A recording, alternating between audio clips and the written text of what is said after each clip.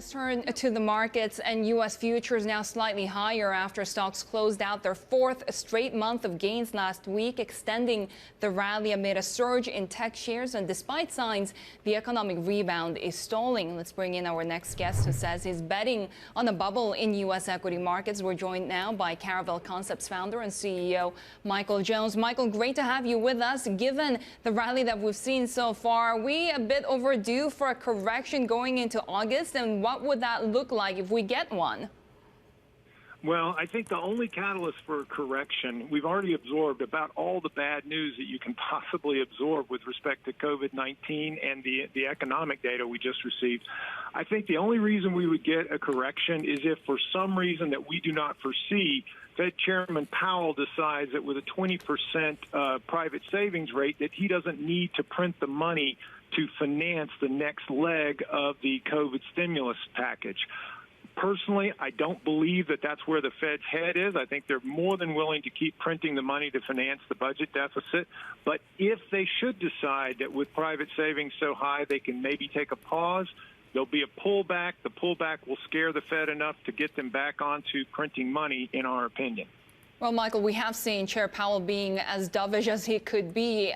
He really talked about a lot of risks to the economy, but one bright sector that he mentioned was the housing sector. So if we're in this environment where we continue to see a rally and this gap between the stock market and the real economy, where do you find opportunities?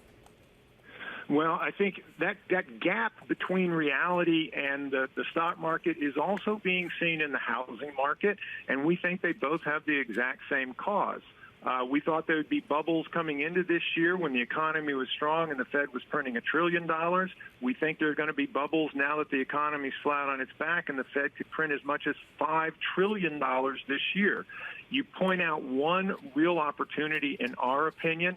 House prices are up almost 10% year over year despite double-digit unemployment.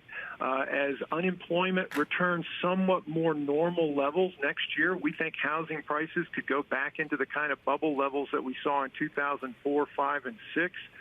Housing stocks, the home builders, they are at multiples of about 10 to 12. That's a fraction of where they were back during the housing bubble. So we see plenty of upside for those names if we're correct and the Fed continues printing and a bubble ensues. Michael, do you think tech is really that overvalued if we continue to get the sets of earnings like we got last week from the Big Four, and considering the fact that this sort of growth and business trajectory really started pre-pandemic, right? And the pandemic has really just kind of, I guess, quickened some of the themes that we'd already been talking about with big tech. Yeah, just kicked everything into high gear. We think that you have to have a nice position in dominant tech companies if you believe, like we do, that there's going to be a bubble. Bubbles tend to reward momentum. The momentum has been in the technology stocks, so if you don't own them, you're not going to participate. However, we do believe that you need to be rational in the kind of tech stocks that you own. There are plenty of dominant technology companies trading below 35 times earnings. They're the kinds of names that if you continue to see earnings growth the way that we have, you can get nice returns in a bubble, and you can see valuations go to 40, 50, 60 if the old 1990s bubble is any indication. But we would avoid the high flyers that are sitting there at 150, 200 times earnings.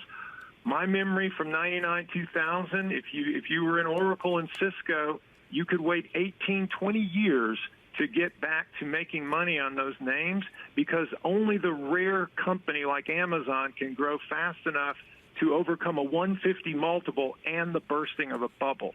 So we think tech has to be a big part of your portfolio, but we would be positioning in the more reasonably valued. They're expensive, but they're still rational, as opposed to some of the ones you see at 150 to 200.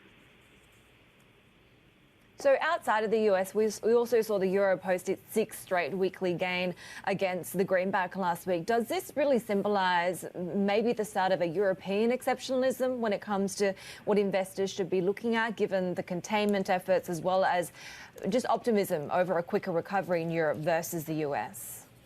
I think that's a fantastic question, because Europe has been the perennial disappointment for the last 10 years. And I think that may be getting ready to change.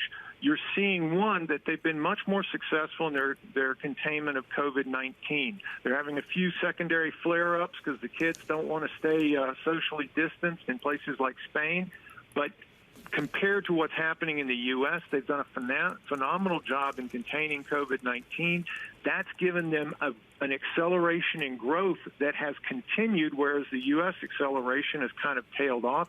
They're at much cheaper levels than the U.S., and critically importantly, their stimulus is mostly still sitting out there. They just passed the $2 trillion coordinated European stimulus effort, the first ever.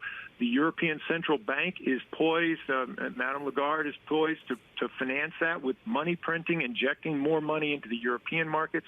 All that suggests to us that Europe is in a good position to potentially participate even more than U.S. stocks in the bubble that we anticipate.